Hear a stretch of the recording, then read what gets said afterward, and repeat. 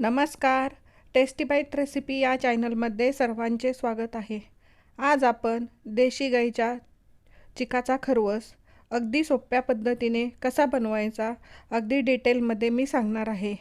खूप छान मऊ लुसलुशीत असा या पद्धतीने बनवलेला खरवस तयार होतो. चला तर आपण खरवस बनवायला सुरुवात करूया.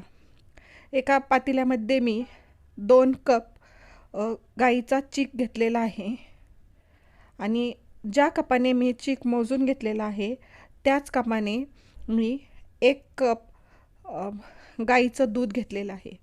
बघा, चीक हा गाईचा असल्यामुळे मी इथे गाईचंच दूध वापरलेलं आहे. म्हशीच्या चिकासाठी थोडंसं जास्त दूध ॲड करावं लागतं, पण मी इथे गाईचं दूध पातळ असल्यामुळे मी तर 2:1 हे प्रमाण वापरलं आहे. तर आपण यामध्ये अर्धी वाटीपेक्षा थोडीशी जास्त साखर घेतलेली आहे आणि त्यामध्ये 7-8 विलायची मी सोलून घातलेली आहे. आता ही मिक्सरच्या भांड्यामध्ये मी साखर मिक्सरला बारीक करून घेतलेली आहे.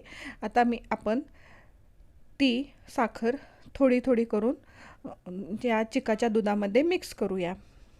साखरेच्या गुठळ्या होऊ नयेत म्हणून थोडी थोडी करून साखर दुधामध्ये मिक्स करायची आहे आणि संपूर्ण साखर त्यामध्ये घालायची आहे. जर तुम्हाला कमी गोड हवं असेल तर तुम्ही साखरेचं प्रमाण थोडंसं कमी, जास्त गोड हवं असेल तर थोडंसं वाढवू शकता, पण याप्रमाणे अगदी व्यवस्थित वडी तयार होते.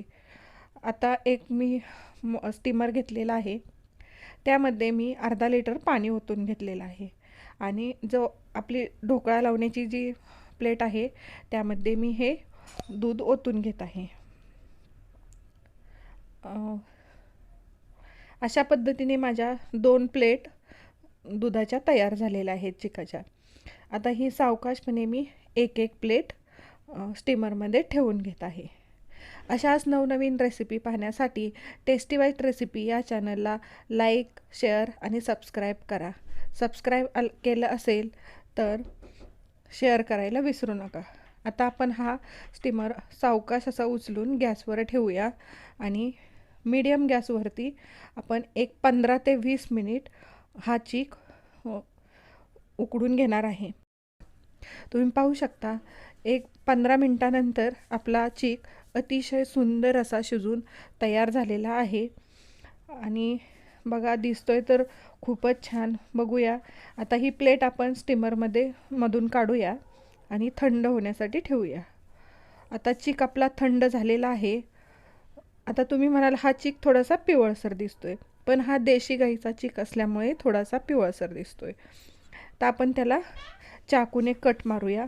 सुरुवातीला मी उभ्या लाईन मारून घेतल्या आहेत आणि नंतर थोड्याशा तिरक्या लाईन मारून घेत आहे. तुम्हाला हवे असेल तर तुम्ही चौकोनी किंवा कापणीच्या आकाराच्या कुठल्याही आकारात तुम्ही वड्या कट करून घेऊ शकता. मी इथं कापणीच्या आकाराच्या वड्या कट केलेल्या आहेत. अतिशय सुंदर मऊ लुसलुसीत असा आपला चीक तयार झालेला आहे. अगदी सहज प्लेटमधून चिकाची वडी निघलेली आहे, बघू शकता तुम्ही. आता मी तुम्हाला हातावर घेऊन दाखवते. अगदी मऊ अशी आपला चिकाची वडी तयार झालेली आहे, तुम्ही पाहू शकता. या पद्धतीने चिकाची वडी तुम्ही नक्की करून पहा. अशाच नवनवीन रेसिपी पाहण्यासाठी पुन्हा भेटूया. थँक्यू.